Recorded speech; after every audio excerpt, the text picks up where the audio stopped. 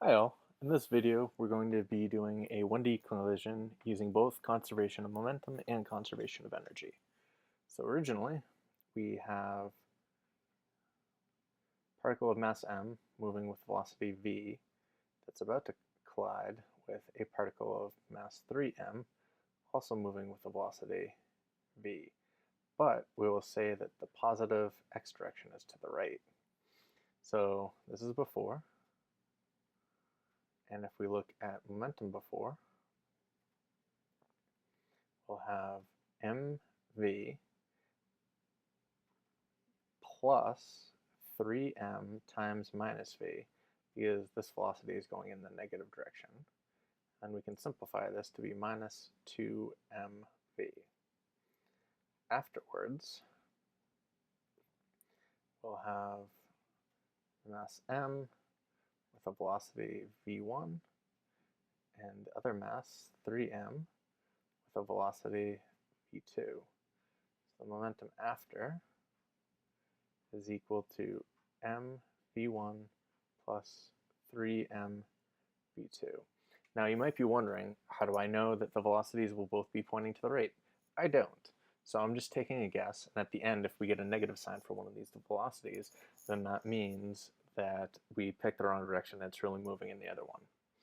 So now we set these two momenta equal to each other, and we'll get minus 2mv equals to mv1 plus 3m v2. We'll cancel the masses, and we get minus 2v is equal to v1 plus 3v2. Now we have two unknowns and one equation, so we need a second equation.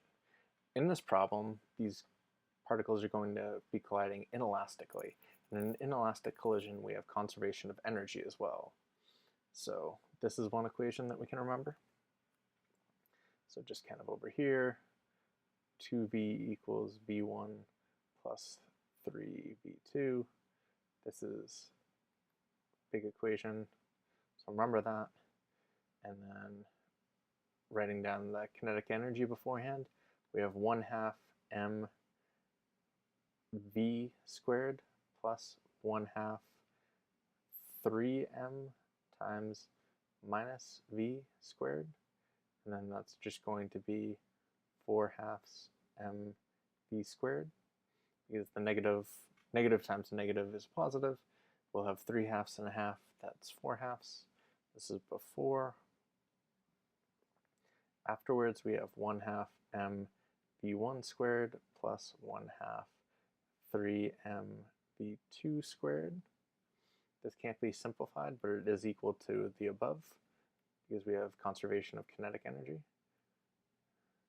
We'll multiply everything by 2, so now we'll get mv1 squared plus 3mv2 squared equal to 4mv squared. Masses cancel. We're just left with v1 squared plus 3v2 squared equals to 4v squared. Now what we can do over here is we can solve for v1. So this is a second equation, and we'll remember that minus 2v equals to v1 plus 3v2. We're arbitrarily going to solve for v1. So v1 is equal to minus 2v minus 3v2. I'm going to put this into here. So we'll get minus 2v minus 3v2 squared plus 3v2 squared equals 4v squared. This will end up being 4v squared plus, so 2 times 3 is 6. You have to have this doubled. This will be 12v v2, and then minus 3v2 squared, so plus 9v2 squared plus 3v2 squared equals 4v squared. This cancels with this. These add up to 12, so we end up with 12v v2 plus 12v2 squared equal to 0, or 12v plus 12v2 2 times v2 equal to 0. And our options for v2 are now v2 equal to 0 or v2 equal to minus v, but minus v is originally what it had, so this has to be our answer. Now if we put 0 in for what we found over here, then we'll get v1 is equal to minus 2 v minus 3 times 0, which is equal to minus 2v.